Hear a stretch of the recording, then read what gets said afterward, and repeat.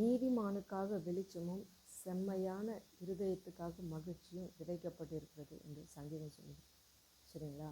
நம்மளுக்கு என்ன விதைச்சிருக்கு? வெளிச்சமும் செம்மையான இருதயத்துக்கு மகிழ்ச்சியும். மகிழ்ச்சியாக இருப்பது தெய்வ பலனாக இருக்கிறது. நம்ம எந்த சூழ்நிலையும் மனரம்யமாக இருக்க கற்றுக்கொள்ளணும். சரிங்களா? அதுதான், உமக்கு பிரியமானதை செய்ய எனக்கு போதி தரலும், நீரே என் தேவன், உம்முடைய நல்ல ஆவி என்னை செம்மையான வழியிலே நடத்துவாராக.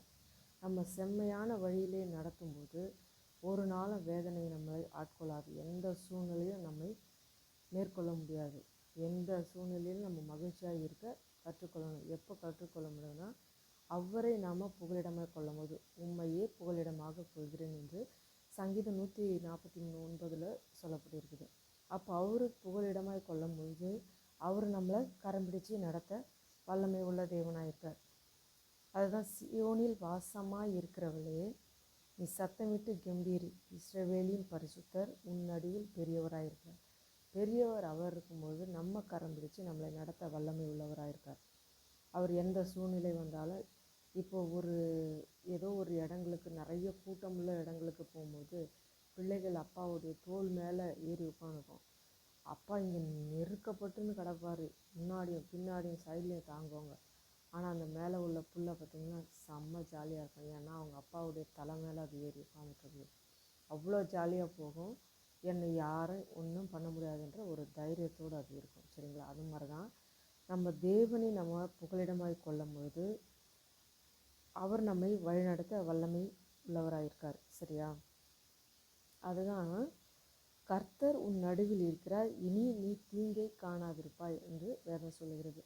அவர் நம்ம நடுவில், செப்பனியாவில் சொல்லியிருக்கு, கர்த்தர் உன் நடுவில் இருக்கிறார், இனி தீங்கை காணாதிருப்பாய். அவர் நம்ம நடுவில் இருக்கும்பொழுது, சரிங்களா, அவர் நம் நடுவில் பெரியவராக இருக்கும்பொழுது, இஸ்ரவேலினாகிய பரிசுத்தர் நம் நடுவில் பெரியவராக இருக்கும்பொழுது நம்ம எதுக்கும் பயப்பட தேவையில்லை. சரிங்களா?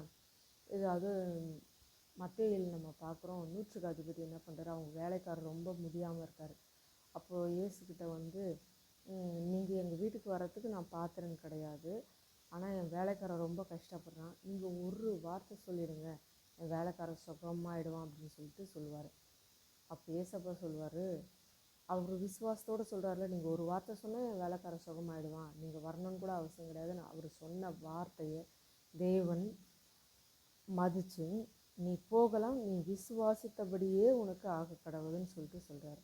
அதுதான் நம்ம விசுவாசிக்கிறது. என்ன விசுவாசிக்கணும்? தேவன் எனக்கு பெரியவராயிருக்கிறார். சரியா? என் நடுவில் பெரியவராயிருக்கிறார். அவரே என் தேவன். அவர் நடுவில் இருக்கிறார், இனி நான் ஒரு தீங்கும் காணாதிருப்பேன். அவரே என் மேய்ப்பன். சரிங்களா? வெளிச்சத்தின் பிள்ளைகளாக நம்ம இருக்கும்போது இருளை கண்டு நம்ம பயமில்லை. சரிங்களா? இப்போ வாக்குத்தத்த வசனமாக ஒன்று சொல்கிறேன் பாருங்கள். இது ஆண்டவர் எனக்கு கொடுத்தது, இது எல்லாருக்கும் உரிமையாக்கி ஜெபிக்கிறேன். ஆமேன்னு சொல்லுங்கள். அப்படியே நம்ம சுதந்திரத்துக் கொள்வோம். எப்படி 100க்கு அதிபதி அவங்க வேலைக்காரனுடைய சுகத்தை ஒரு விசுவாசத்தை பெற்றுக்கொண்டாரோ அது மாதிரி நம்ம பெற்றுக்கொள்ளலாம். சரிங்களா? சியோனில் வாசமாக இருக்கிறவளே, இதை தம்பி, தங்கச்சி, அம்மா எல்லாருமே சொல்லலாம். சரிங்களா? நீ சத்தமிட்டு கம்பீரி. சரிங்களா? இஸ்ரவேலின் பரிசுத்தர் உன் நடுவில் பெரியவராக இருக்கிறார். தகப்பனே, எங்கள் நடுவில் நீங்கள் பெரியவராக இருக்கீங்க. எங்கள் குறைவுகளெல்லாம் நீங்கள் நிறைவாக்குங்க. ஏன்னா உங்களை நாங்கள் தாவரமாக கொண்டு இருக்கிறோம். நீங்கள் என் தஞ்சம், நீர் என் கோட்டை, நீங்கள் என் துருகம். நாங்கள் ஒரு நாள் அசைக்கப்பட மாட்டோம். நீரே எங்கள் தேவனாக இருக்கிறீர். எங்களை கர்த்தாவே வழிநடத்தி பெரிய காரியங்களை காண செய்ய போகிற கிருபைகளுக்காக நன்றி. புதிய வருடத்துக்குள்ளே காலடியை வச்சுருக்கோம். 2026 நீங்கள் ஆசீர்வதித்து எங்களை வழிநடத்துங்கப்பா. அப்படியே செய்ய போகிறீங்க, அதற்காக நன்றி. இயேசுவின் மூலம் ஜெபம் கேளும் ஜீவனுள்ள நல்ல பிதாவே. ஆமென், ஆமென். கர்த்தர் உங்களை ஆசீர்வதிப்பாராக.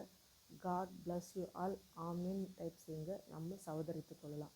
100க்கு அதிபதி எப்படி அவங்களுடைய வேலைக்காரனுடைய சுகத்தை பெற்றுக்கொண்டாரோ அதுபோல் நம்ம விசுவாசத்தை நம்ம பெற்றுக்கொள்வோம்.